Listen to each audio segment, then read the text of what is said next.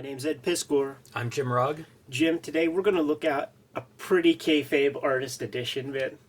I'm on board, man. I'm liking it from the cover. Marvel covers the modern era. And I say off the bat, man, if you could get this thing for half price, then it's worth it, because only half of it is what we're really going to be looking at, man. I would go nuts over an Image Comics version of this, by the way. Yeah. Like, just seeing the Dell Keown Hulk. I always want to see Pitt original art, so, like, oh, man, I'd be on board if Image wanted to do one of these. I'm not too keen on the Dell Keown Pitt cover, Hulk cover that they chose in here. And one of the questions when we get there that I'm going to have for you, so that you're not on the spot, you have time to think about it, which cover would you put in here if you had your druthers? Fair enough. This is a good start. Yeah, man. This is the, I believe it's the third in the trilogy of the Walt Simonson, Art Adams issues. This was the last issue that I got my hands on. And a little bit tightened up with that Art T-Bear inking, which, you know, I like my Art Adams with Art Adams inking. And if I had my choice, I would say Terry Austin. But this is a nice money shot of just Marvel's most popular characters all together. But what's awesome is seeing that he drew the corner box on the original art. Yeah, that's surprising. It's very small. I have such a fondness of that storyline, too. It's always great to see the stuff that doesn't just look good, but has some sort of connection in terms of I love that comic. Art Adams is just one of those guys who continues to kind of get better in terms of craft and polish and all that. But give me this Art Adams kind of any day. I'll say this, like, between those two pages, there are artists who I see their artist editions and I go, oh man, it works better at this size. It's almost like maybe if you do this long enough and you're always working at 11 by 17, pretty soon that's the way you're thinking and processing. And I have that impression with this piece, because it's like, that's a good looking piece. I don't know if I would respond to it as much shrunk down and colored as a comic, but as like a drawing, that looks pretty nice. You know, it's almost made for that size as opposed to made for comic book size. Right.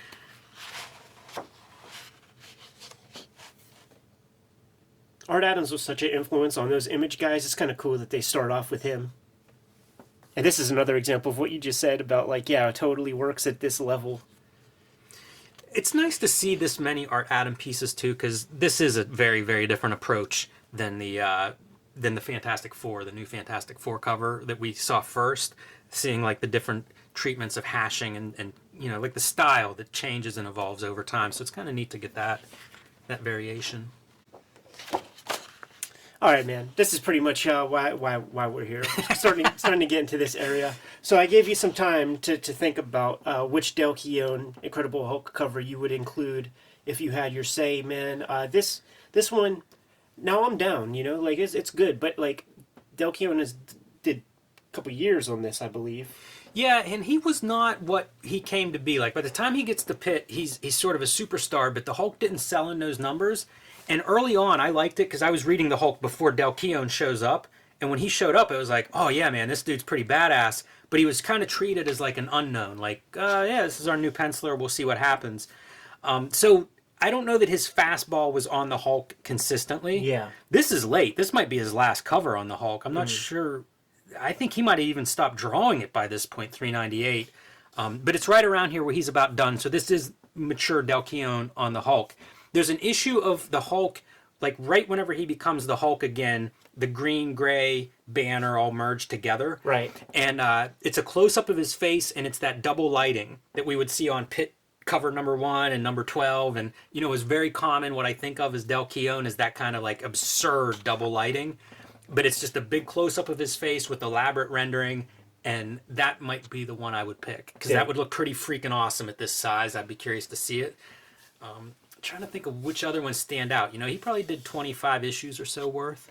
Look at this interesting stuff, man. He's got some thumbprint, you know, some fingerprint in there. A real weird-looking zip, I guess. That zip is strange. That looks like it would... It's like drawn on. Well... like I'm trying to figure out what this would be, and he must have cut little strips and just kind of like stuck them down. I thought it might have been put on and then whited out on top, but that's not what it is. Because he would do a lot of white out on things. Like if you look on this cross hatching on the cheek, that's white out. Right.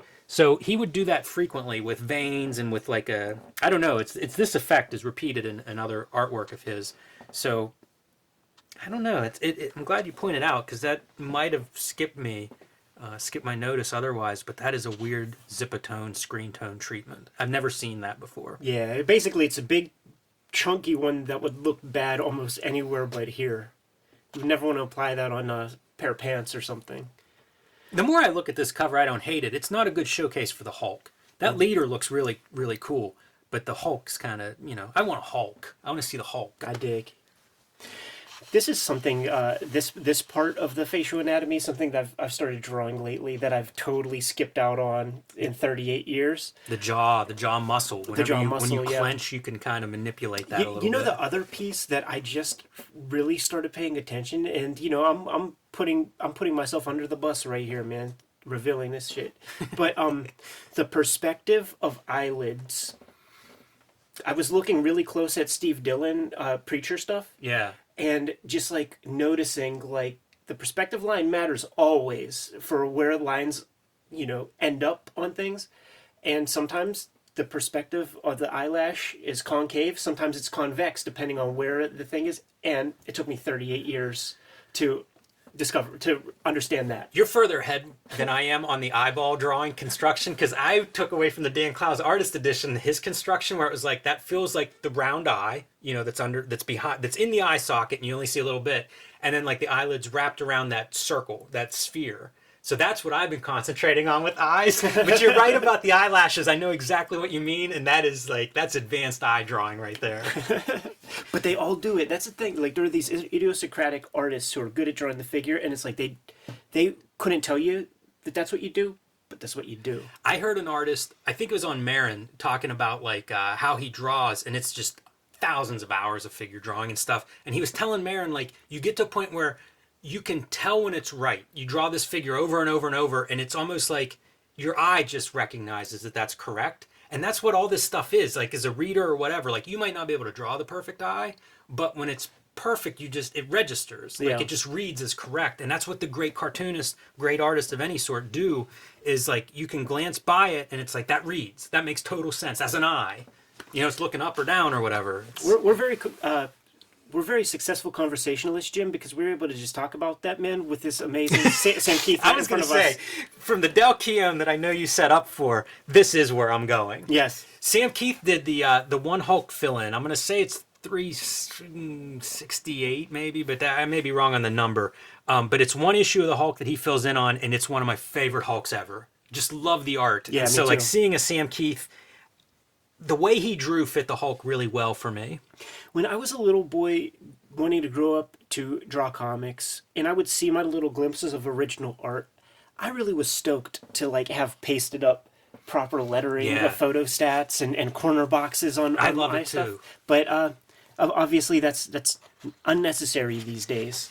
It is. It bums me out. I love all the lettering stuff that's on these. Really good use of that reductive use of white for drawing, which is something that we will see a lot from Sam Keith, even in these pages. He would do it in like the squiggly like clothes that would always be tattered off his characters to the point of not even making sense. Right. But would often use the whiteout for that. And the stuff that I like with the Hulk, one, he gave him like 5 o'clock shadow, which I don't think I ever saw in the Hulk before that fill-in issue. And also he would make him a little bit hairy, which I wouldn't see on the Hulk, and it fit. Right. He's a monster. He's a brute. Yeah. The thing I like about Sam Keith's body hair stuff, and we actually don't see it much here, but we will see it as he keeps going, is he could really like sell us on the volume and the form of the muscles that are on there, like with the hair. We're going to see some examples of that. Yeah. This is the one, dude. This is one of the covers. Like, I would redraw this. You know how you'd copy drawings as a kid? I would copy this drawing. I would draw it with a uniball, and I would try to get all of that stuff in there. This was my favorite Wolverine I had ever seen in my life at this point. And this is right after Barry Windsor Smith rolls through Weapon X in the same title. But man, when this showed up, I was like, I'm still buying Marvel Comics Presents because this is the baddest thing I've ever seen. Yeah. Dry brush with this foliage here. Use of like white to like cut in some blades of grass here and some and hair. Yeah, some atmospherical stuff. There's a paste up, Yep. but I can't tell where it ends. It's just like it's like right here. It's like this is pasted up, but like where does it end? It has to do with the motherfucker who scanned this and made the black too black. Yeah, that son of a bitch. It's so good though. I loved all like he would do these little detail pieces, you know, like you can see it in the hair on this one. And what was nice with this piece, it was a cover, so it was on a glossy coated paper. Yeah. So the inks, you know, the fidelity to the original drawing is better than like when you turn the page, you got into newsprint and it was like, you know, you might as well left it out in the rain or something before you started reading it. But the covers would show off, and they would show off this detail, the penmanship that you're pointing out, and I just ate it up.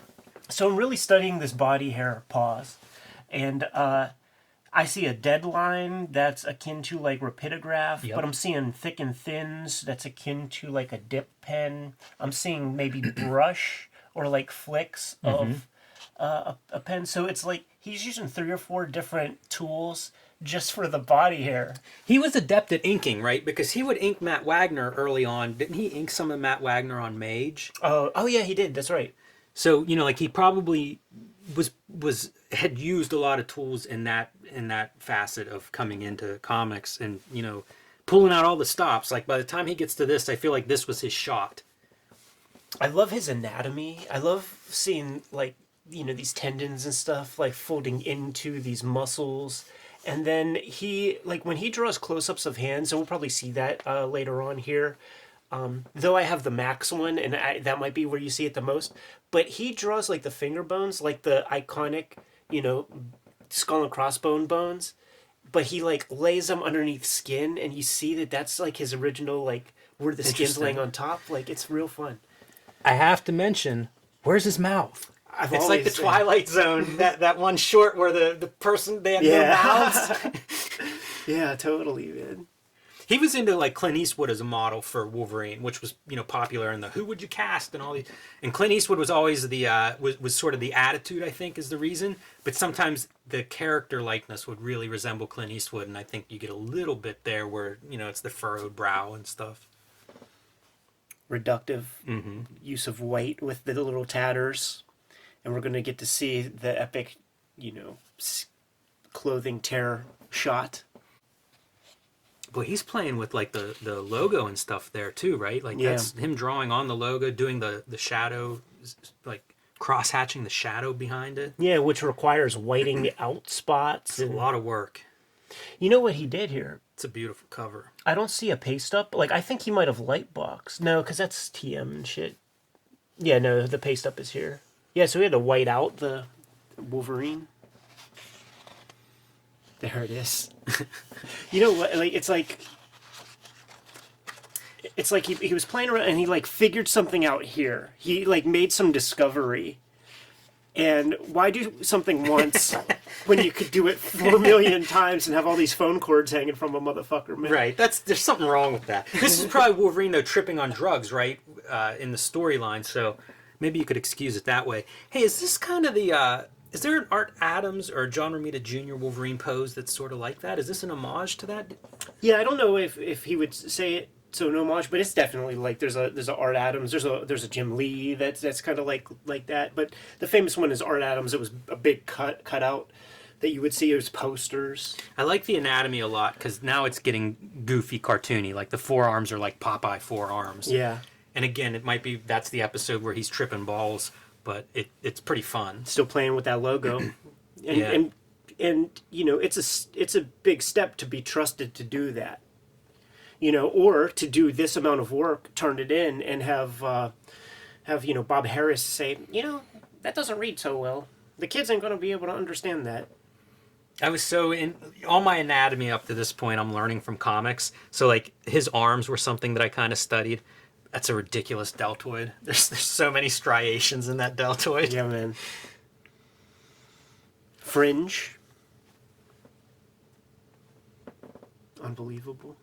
It's a lot of mark making. You know, this whole series of Marvel Comics Presents covers, you can see he's using a lot of different tools. You can see some dry brush going on in whatever this fabric is that he's pulling on, and then just all the detail line work. And what is that hair? Yeah, it's real peculiar. There it is, the tricep pose. Is that duo shade behind him? Or No, is that a that's screen that he's that's a cut zip. out? That's a zip for sure. Screen. Some pen work here. I always like this move where you would have your shadow at the darkest point and then it would lighten up as it like kind of went down. Yeah. Do you think this red is from bad ink? Like non-archival ink? I really can't tell. Sam, hit us up. Let us know. He had to cut that out, man. Yeah, I was looking at that. That's some more of that crazy hair. I never seen this piece before. I haven't either. I don't know what that. It says MCP 97, but I don't Perhaps rejected. remember it. Because I mean, this is that era. Like we had that issue. This is like painting. It has some of that reds, the reds in it as well. I don't know what that is. Because I mean, equally, yeah, as you said, there's some painting going on there. Yeah, here. Interesting. I'm glad they included that piece. Ooh, the Tim Vigil issue. that's how he'd refer to it, right? Yeah, this is deadline problems are starting to happen here. Yeah. I didn't love his Ghost Rider. I was a fan of Ghost Rider and Ghost Rider designs, but this one didn't really speak to me. I like the storytelling on this cover because it's sort of been a flip. Mm-hmm. So, nice slapstick. Yeah. Bambi meets Godzilla. This is funny. There was a mock-up Heroes photo thing where Seth was like buried under boxes, comic book boxes, and it's that is a cartoony shorthand. Like we understand that perfectly. Nice helping of Sam Keith work.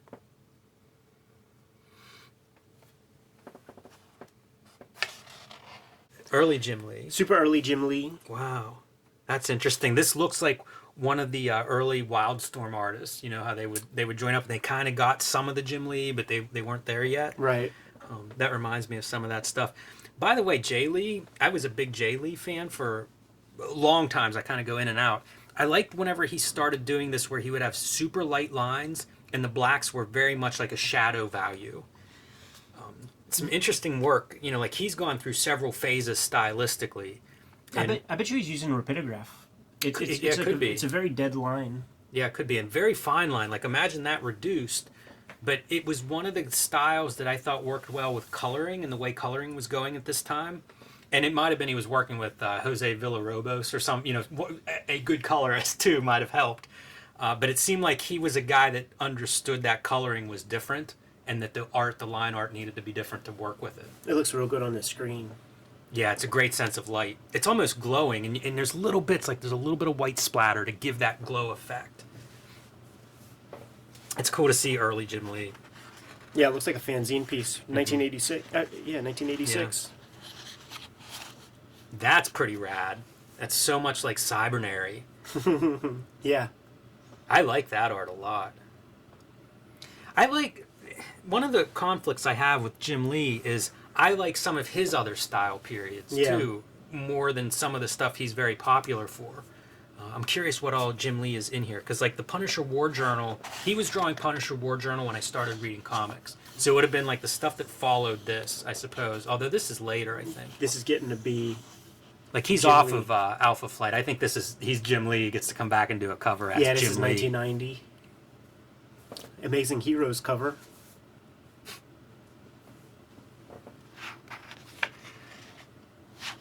A lot of John Byrne in that Wolverine face. Yeah. I don't always think of him as John Byrne being a big influence, but I guess if you draw X-Men, it's hard not for Byrne to be somebody that you channel at some point. This is such a goofy curation, too, because they have, like, these 1992 pieces before. Like, it's like you could have easily, like, tracked some artistic growth, but no, put a 1992 piece in front of, like, a 1991 piece. This is the stuff, this is before X-Men launches, the adjectiveless Yes. X-Men. And this was some of my favorite comics buying, because I was buying this off the newsstand. He's drawing this, Liefeld's drawing New Mutants. McFarlane, I think, might have still been on Spider-Man. It was like glorious, where like there would be days where I'd go, you know, each week I'd go to the newsstand in town, and man, you come away with like 2 or 3 of those. What a night. Yeah. I have such fondness for that era because, man, they looked great. I was already reading X-Men for, 30 issues up to this point, and these were just like, just humming. It was like athletes that were at the peak of their game was this run. This is when shit gets really, really weird too, because I was an X-Men fan like my whole life, reading it forever, and this is like they come out of the Siege Perilous, and you didn't know what the fuck you were reading really. No. Like in terms of writing and story, doesn't make any sense. I started reading in the midst of them emerging. So it'd be like some of them were dead or hadn't been seen for a year, and then they show up and they look different. It was like, what is this? I'd get back issues to try to figure it out. It didn't clarify anything. Yeah. To me, that stuff worked like pro wrestling, where you would watch old VHS tapes and be like, wait, he was a good guy? And then you would have to like piece together how the heck he got to that place. Very bizarre, but I kind of loved it for that reason too. You know, it was both the strength and the maybe the weaknesses there. S.W. Scott Williams on the ones and twos when it comes to the inking. Yeah, no doubt about it. Iconic stuff, man. You know, was there anything I loved more than Wolverine and Omega Red fighting each other?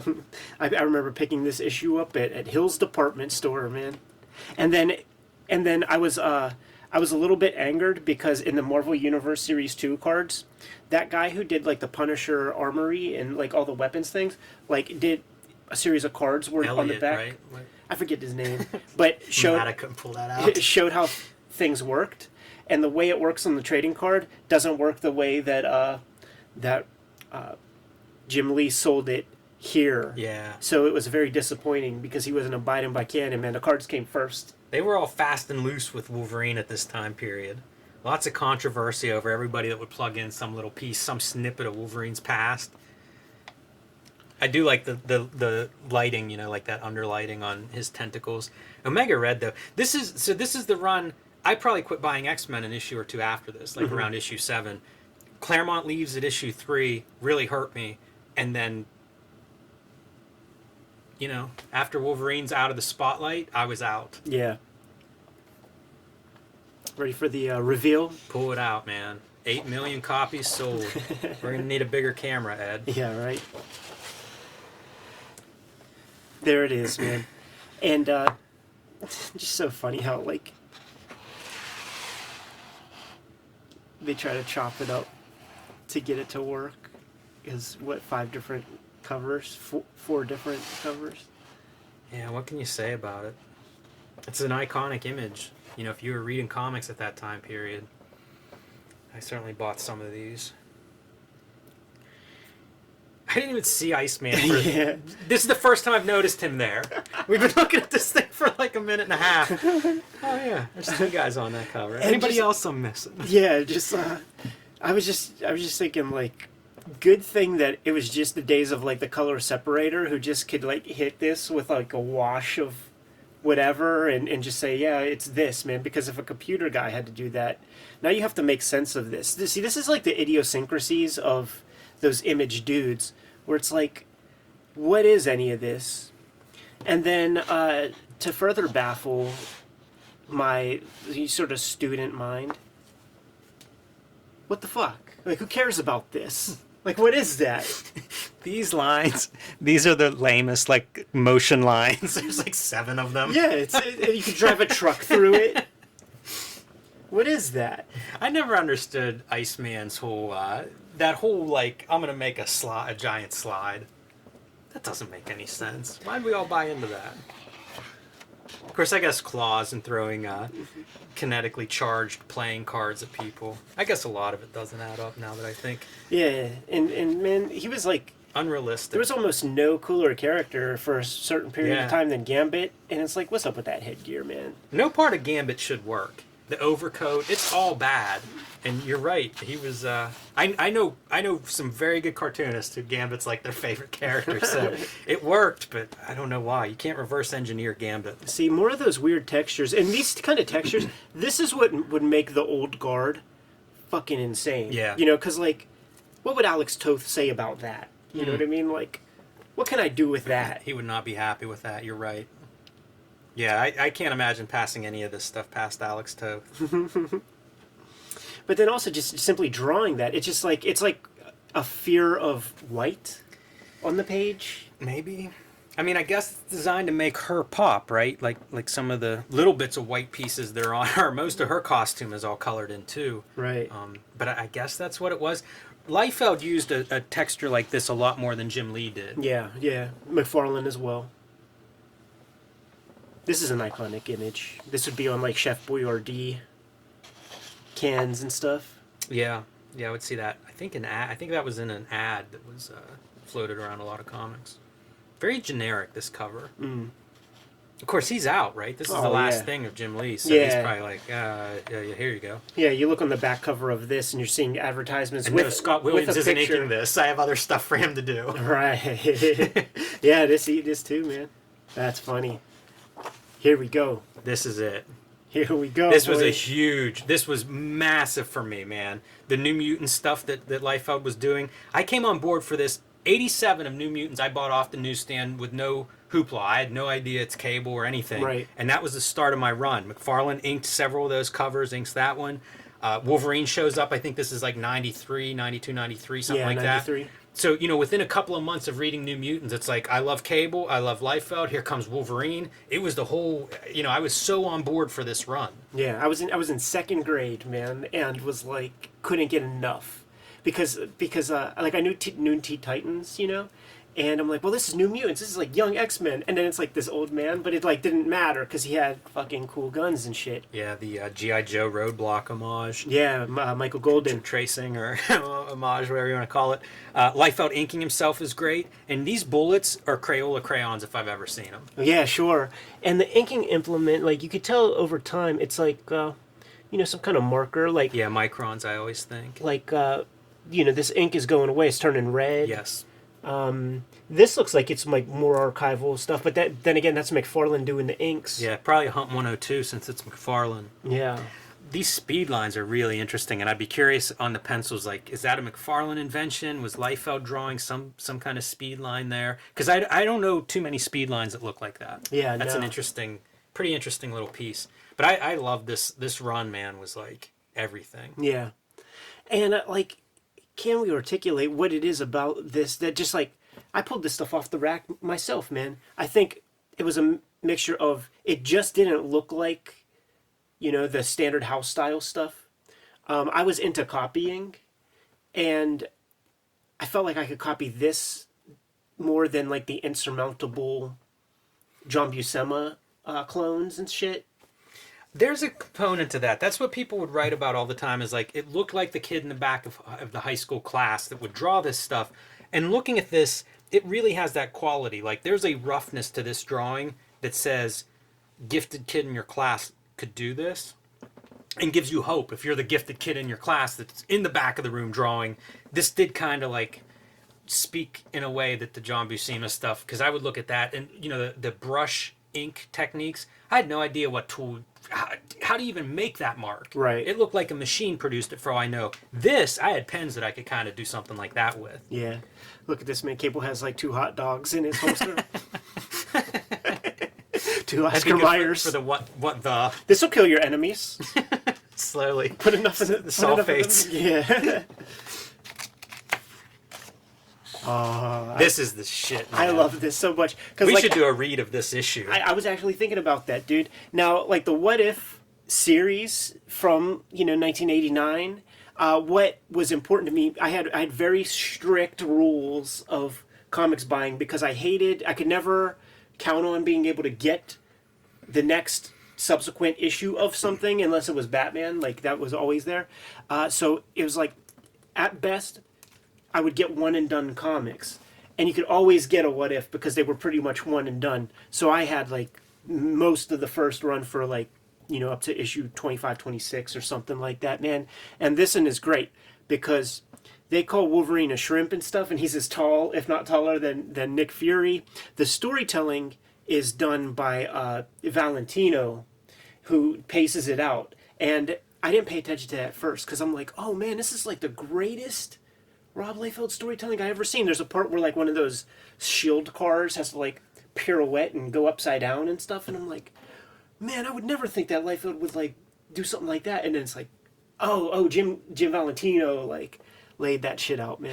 Do you remember who inks this issue? I don't. Because the Scott Williams cover is beautiful. Like, I'm looking at like all that underlight version, you know, the way the arm, the darkness wraps around the arm as we're getting away from the light source. That's really great details. I love the screen tone and the bullet holes. I used to figure out bullet holes, you know, and try to draw those because they would always look cool and all this stuff.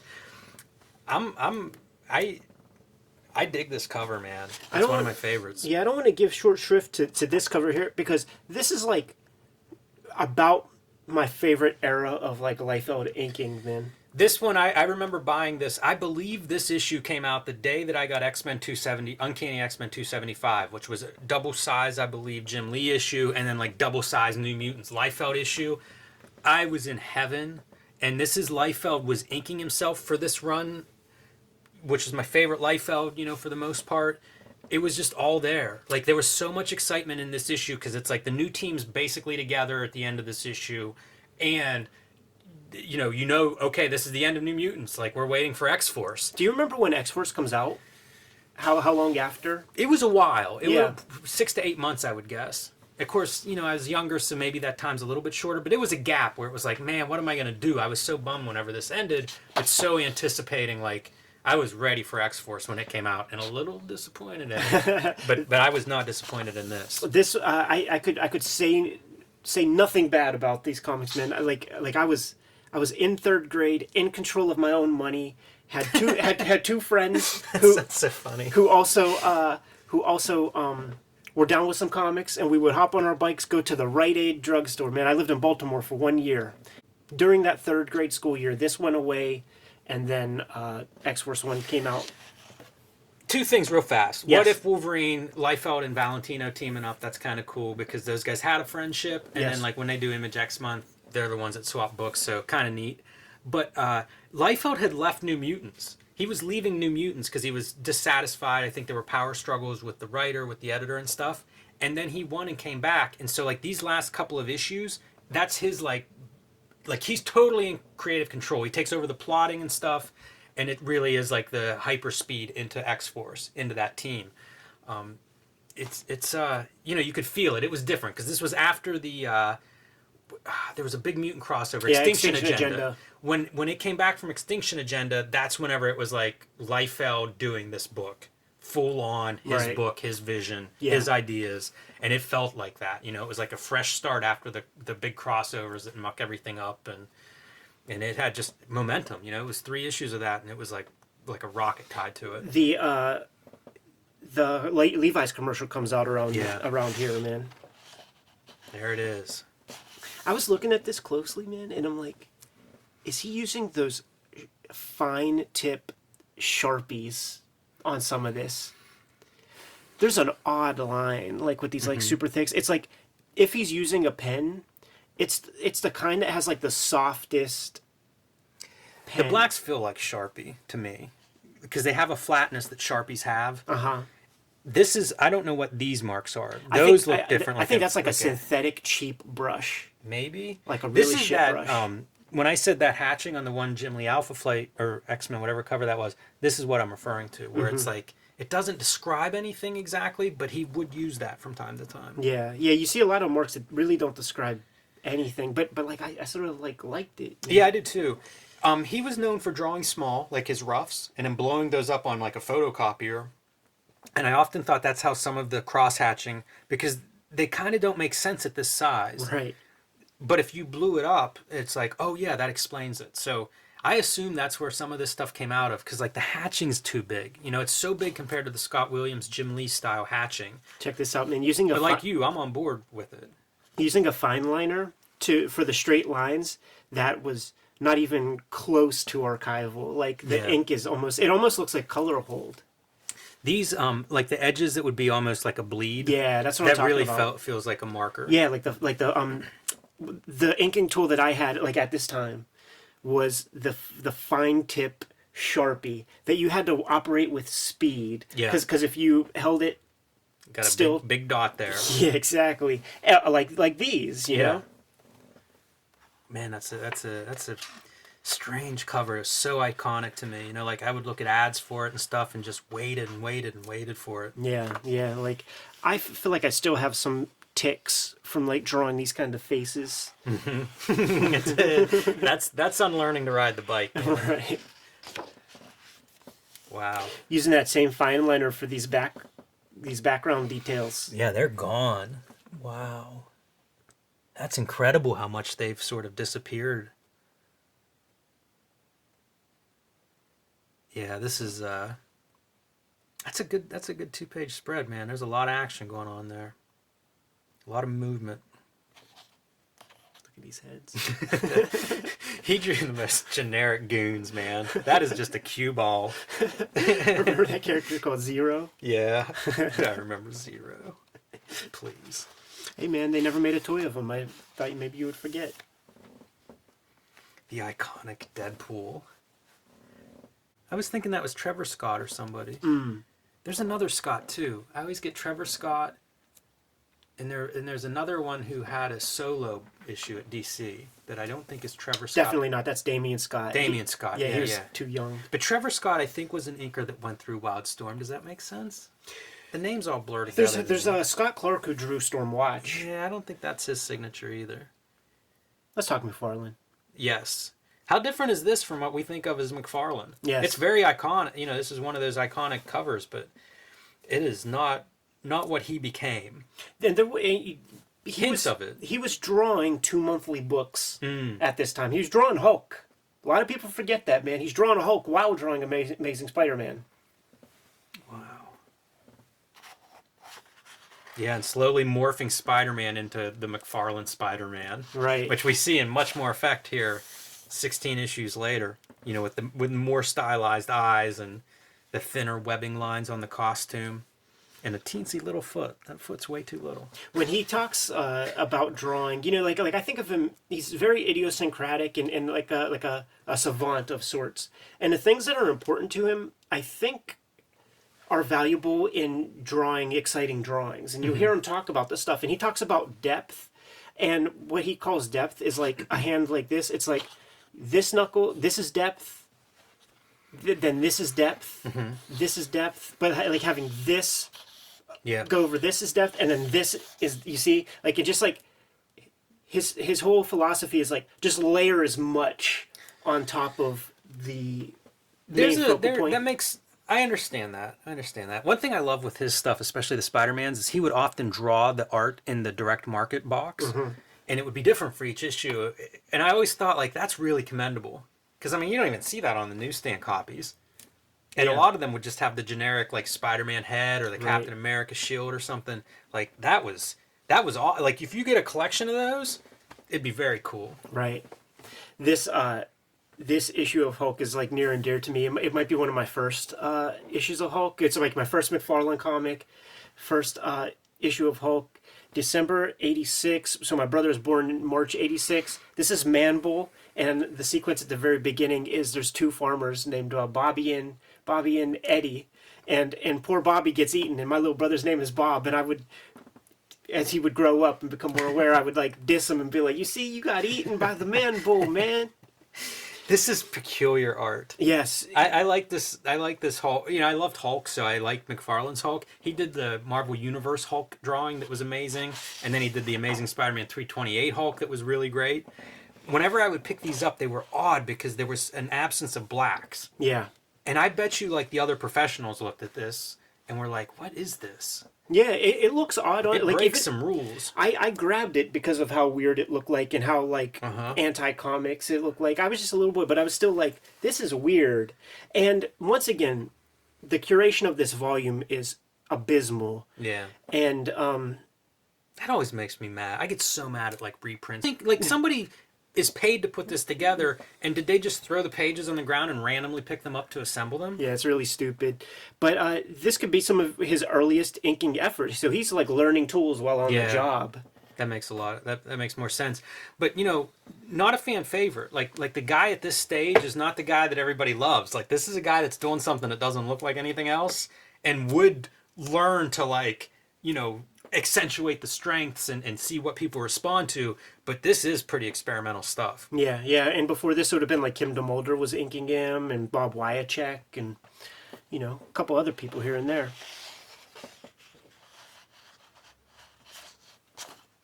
I've grabbed all these up off the racks, boy. And it's so odd to think, too, man. Such a little dude.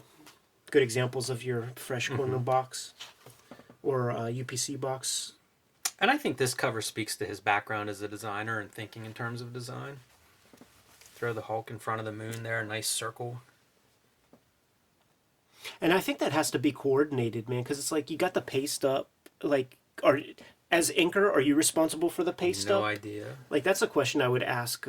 It feels like it must be the artist because, like, the cutout, however this is assembled, it's done well. So I assume that's not a staffer that's just like... Not somebody in the bullpen? Son of a bitch making me cut the leg out of this part. You know I don't know if it's drawn on top or cut under. It looks different paper stock, so it feels like they must cut it out to fit. You know something that's really ridiculous? Each of these letters is individual. Like, this piece is individual to this piece. That's real dumb. Well, what are you going to do? One. I guess so. That's what you'll do? Yeah, I wouldn't want to be the guy cutting that all out. There's your cover version. He must have been in a hurry. Didn't put a unique drawing in that one.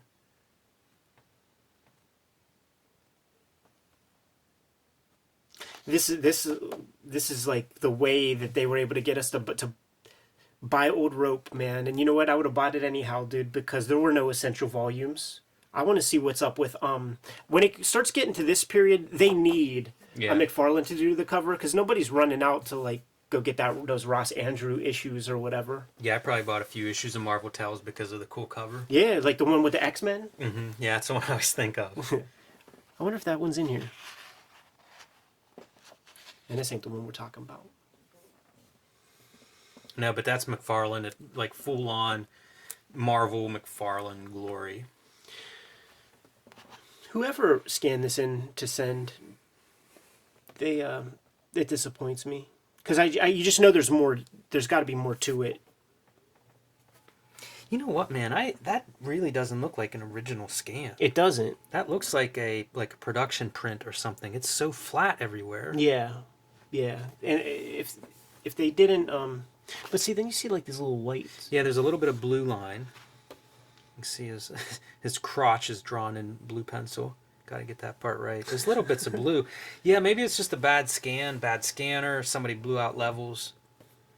It's disappointing because that's such an iconic image. Exactly. That was one that I copied. I must have been 13 or 14 when I first got my hands on a dip pen, which I could not use, and brushes. It was like, I can remember trying to copy. This is what I thought I'd start with. Right. Let's reproduce this because that looks easy. Yeah.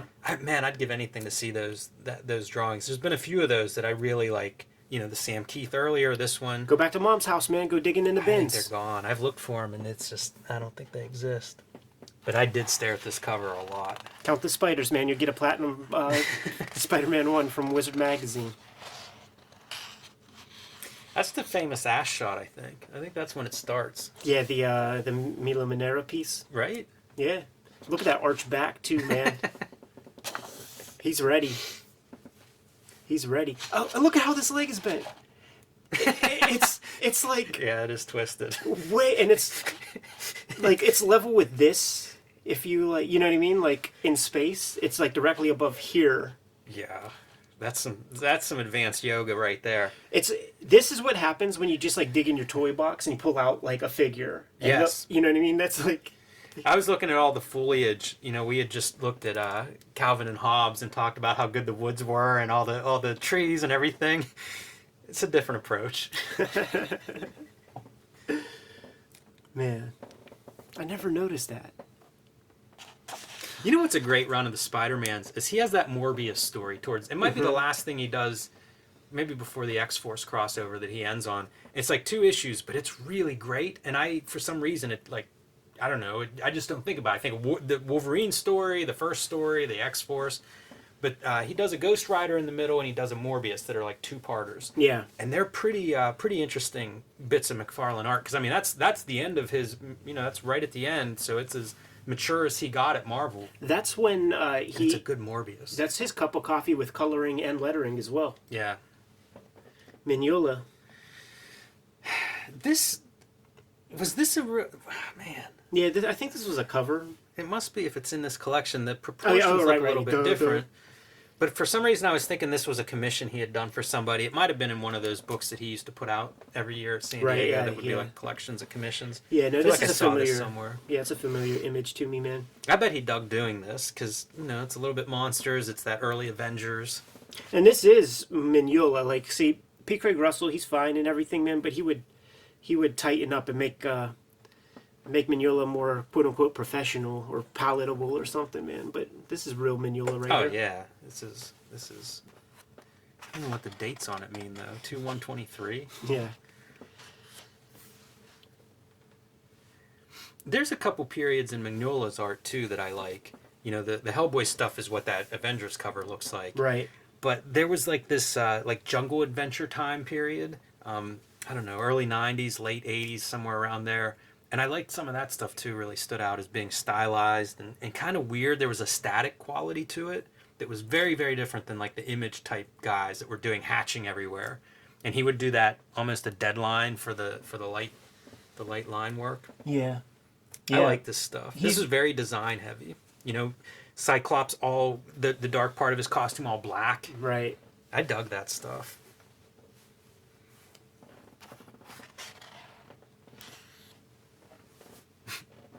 Get the swastika in there, Mike. That's a nice piece. P. Craig Russell inks, right? PCR. Yep. Such a good frame Yeah. around the figures. That feels like him starting to get into that mature period of really spotting blacks and building these compositions that just impressive. This might be it. Yeah, I'm trying to think if I remembered anything else from this. It's been a while since I've looked at this book. Oh, Platt. Oh, nice. What do you have to say about this one, Ed? I never saw this on the racks. Yeah, I didn't either. This might have been a direct market I was going book. to ask, man, if it was a direct market, but it was Wizard that taught me that Platt is the cat. You can see why he was compared to McFarlane, because this is, I think, the third thing that he did.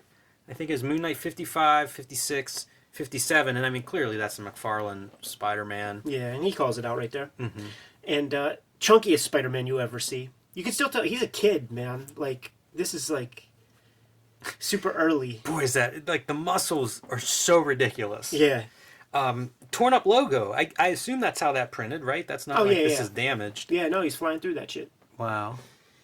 That's a pretty bold move for early on. I assume that's his doing, maybe? I guess I don't know that for sure. You got to sell it. You got to sell it to the editor and stuff, man. But this is the era where Joe Quesada, he's a superstar with cover design and composition and stuff, and he does a lot of logo play. So Yeah, it was true. it was in the air. Yeah, you probably read that Wizard issue that Joe Quesada explained about, interacting with the logo.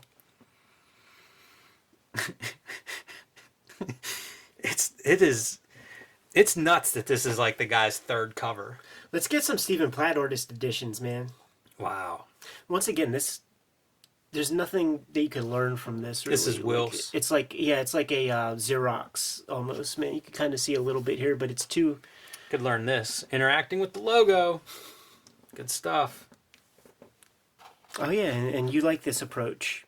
I remember you saying that in the old Wizard. I did like the I liked the his Iceman. Mm-hmm. It was kind of a more interesting Iceman to me with like the stuff flying off. Right. And Archangel, that's a cool design, man. Yeah. I dug that design. That's one of those costume designs that makes you think of the creator. Like that's Walt Simonson lines all over it, man. And it's so good in color. Yeah. Jay Lee's another one that does a great Archangel.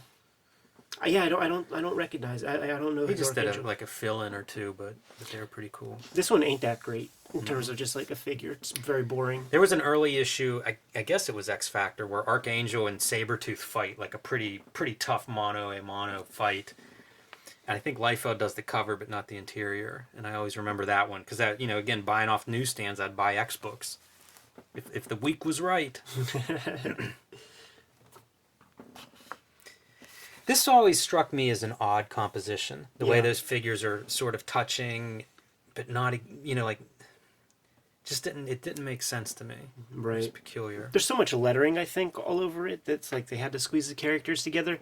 As a little boy, like copying these drawings and shit, I always I made note on this one that it's like, okay, this is yellow, this is red, but in black and white line, like you could you could still sell value in that way Yeah. with the hatching and shit.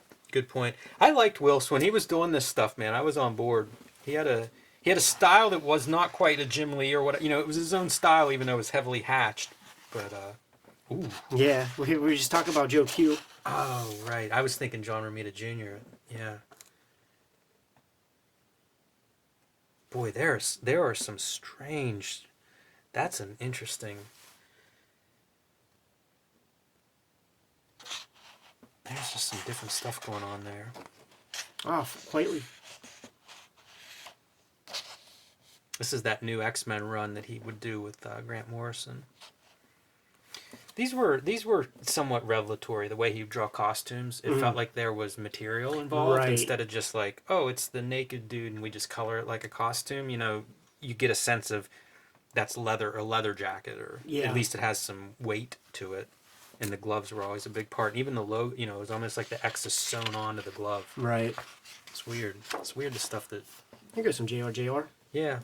No Al Williamson though. I was hoping for a Daredevil page or two. No.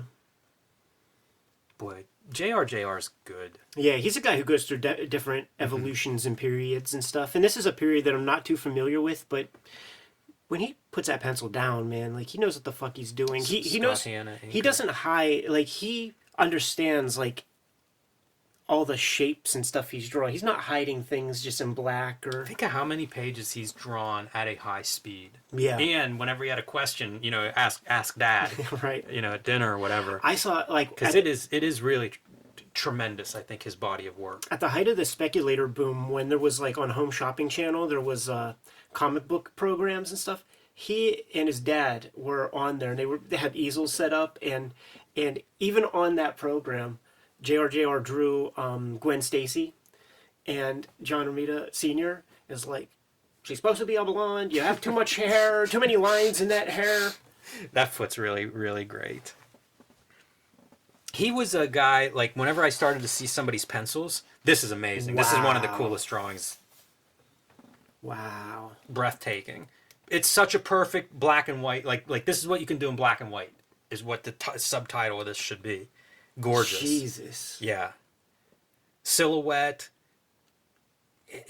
I mean, emotion, like it's everything you want is there. How do you color this? If you're the colorist and you get this, you just go, well, red.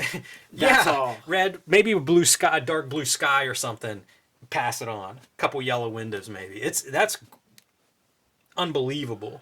Jansen on the inks. That's interesting because that's so clean. I would not have guessed that was Jansen. Yeah, this is like the most Jansen piece right here. Oh yeah, of course Jansen. Yeah, I didn't see that foot at first. It's amazing. It's really that is just a stunning piece.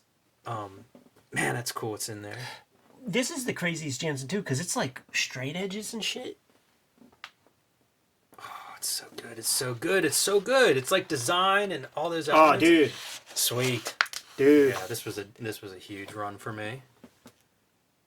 I would see his stuff like around the early 2000s. You'd see pencils, like maybe around Thor era, and I would always look at his pencils and think like that's what would be great to ink, because like there's room for the inker to be the inker, whatever the inker brings to it, And now a lot of inkers are just tracing very detailed drawings, but his were more like this is the form. Suggestions. Yeah, I mean all the volume was there. The light was there, but it'd be like however you draw, feather out an edge or do this gray part here, you do it your way. This hair, interpret this hair.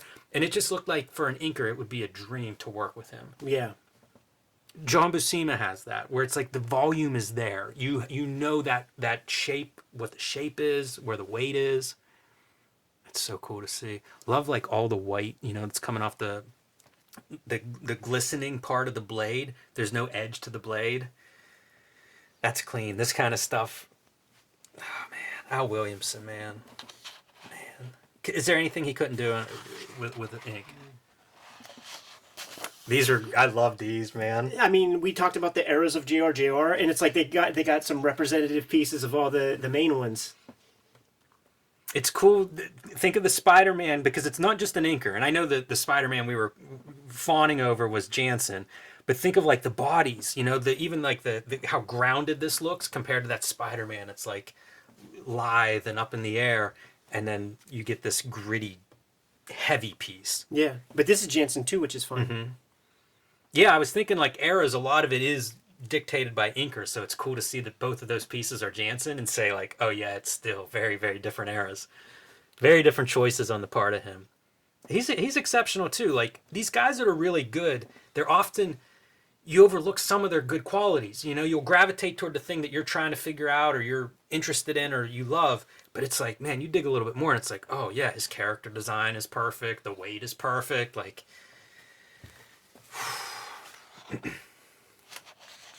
Oh yeah, I forgot about this period. His stuff here actually brought me back to X-Men to endure Scott Jobdell and shit. You know, I was it was Dan Green, and this one's Panosian. Dan right, yeah. But Dan Green inked a lot of the. That's what I was hoping for because I know he inked some of this stuff, and I like Dan Green.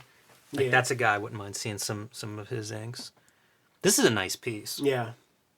It's a really strong Magneto. Makes me think of the Gimli X-Men 1 cover because it's kind of a similar concept. Look at how this little piece just barely Yeah. comes off the chest. You got to give that credit to Panosian, right? I mean, that's a nice choice. Yeah.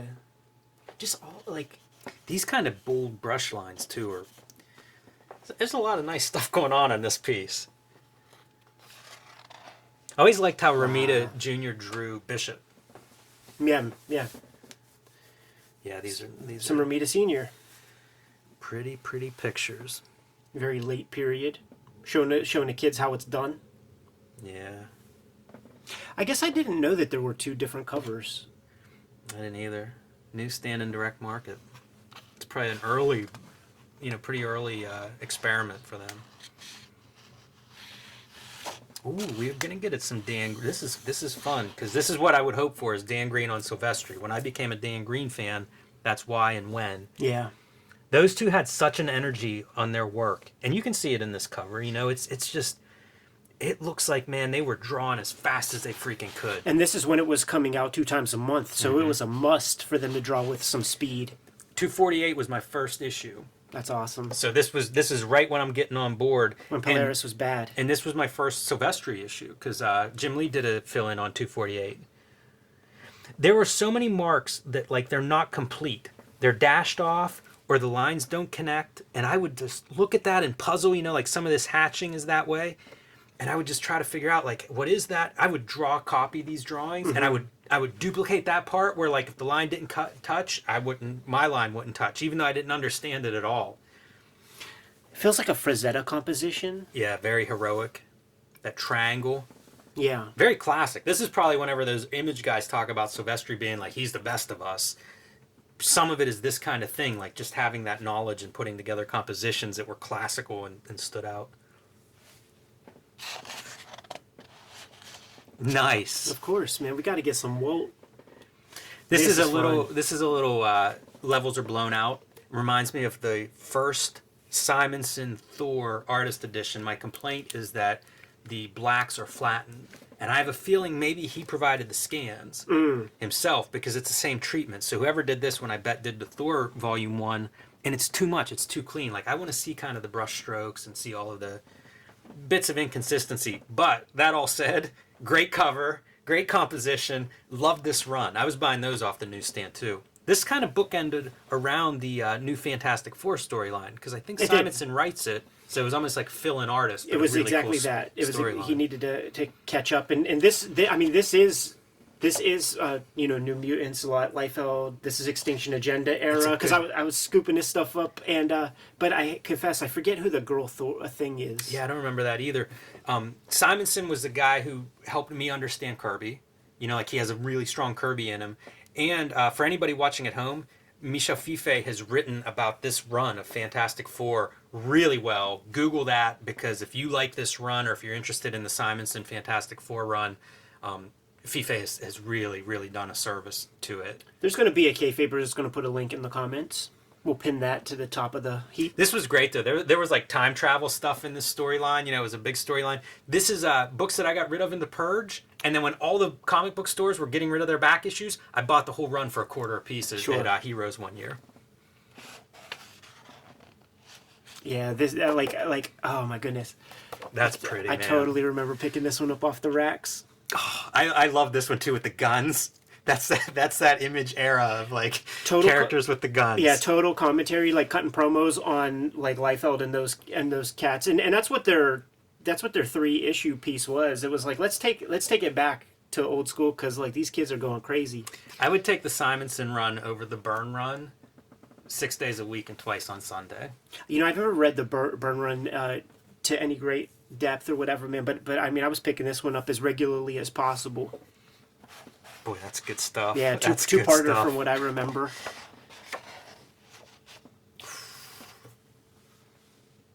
Bringing it. He's such a dynamic artist. Yeah. He's a guy too, you know, like he has several really big strengths.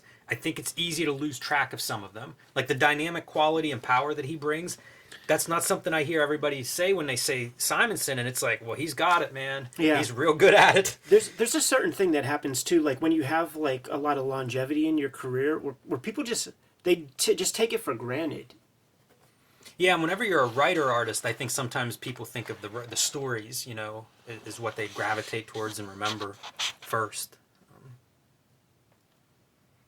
All that Thor stuff, I think people think of those in story arcs. Look at this odd stuff he would do with that thing. And of course, man, he touch X-Force.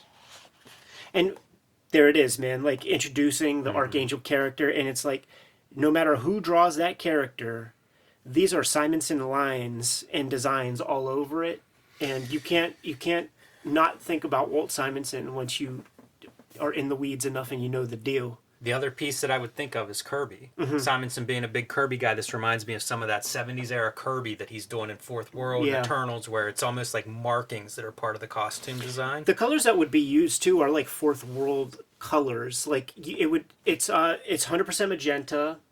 It's 100% magenta with like the blue plate. And when you look at the Fourth World, like the only colors that ain't 100% are like flat, like Caucasian flesh and shit like that. This is greatness. Black, white, black, white. Yeah. It's perfect, and it's so easy to like arrange those characters in different ways, right? And you could easily mess it up and have two of the same next to each other. Not Simonson. Yep. And look at how great that is, man. Just like a bunch of flicks of the brush to make a little apocalypse there. Yeah. When I draw little stuff, I had to draw some little stuff this week in a panel where it was like 8 people in a sixth of the size page panel at a pool party, and it's like, that's such a question, like how much detail, what you want it to look good, needs to read. That's a hard thing to do. I like this pose a lot. I like how tall, like look at the head. Makes me think of Hera Tetsuo, like it's Fist of the North 15 Star. heads tall. Yeah, the proportions are so heroic and such a static. Earlier we were talking about diagonal lines being these dynamic pieces, and that is just like totally perpendicular. Like that is power. It's almost like these characters are in 3-point perspective. Mm-hmm. There's a vanishing point up there. Yep. And towering over the. What is she? This looks like a wraparound cover, right? Or is this like two issues that fit together, 25 and 26? Interesting. Good. Nice good, though. Good look. That's a nice spread. Yeah, good look. Paul Smith. Boy, there's a group of fans where Paul Smith is their X-Men guy. Yeah, And yeah. He was not the artist very long, but Yeah, one very memorable year. 12 issues. And 10, 12 issues. atypical style. People, nobody, the guys that preceded and followed him did not draw that way, so that helps it stand out too. Yeah. You know what? I'm going to recant what I said earlier, man. If you could find this for, 25% off, you could feel good about your purchase. Yeah, there's so many good artist editions. It's hard to say which ones to go for. Nobody I think has a complete run of them. But this is Nobody nice. should. No, they shouldn't. You're right. You wouldn't appreciate it if you did. This is nice. It's a chance to see a bunch of different artists in one place. I appreciate that variety. I miss the pages. The nice thing with covers, though, is it is like money shots and pinups, and Right. everybody's fastball is what you're getting in this one. Yeah, the sales tool, man. This is what they laid down, man, to get the little kid to toss their allowance money. And it does maximize, it takes advantage of the artist edition size, because it's like, this is the biggest image you could get in a comic, and here it is bigger. I don't know about you. I'm kind of jazzed up to get back to that. I am board. pumped. Get out of here. Let's do it. Kayfabers, like, subscribe, follow the YouTube channel. We're going to hit you up whenever we have new videos available if you do that.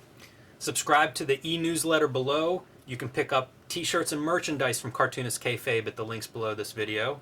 All right, man. Sharpen your pen nibs and put ink on your pencils, dude. Give them the marching orders. Make more comics.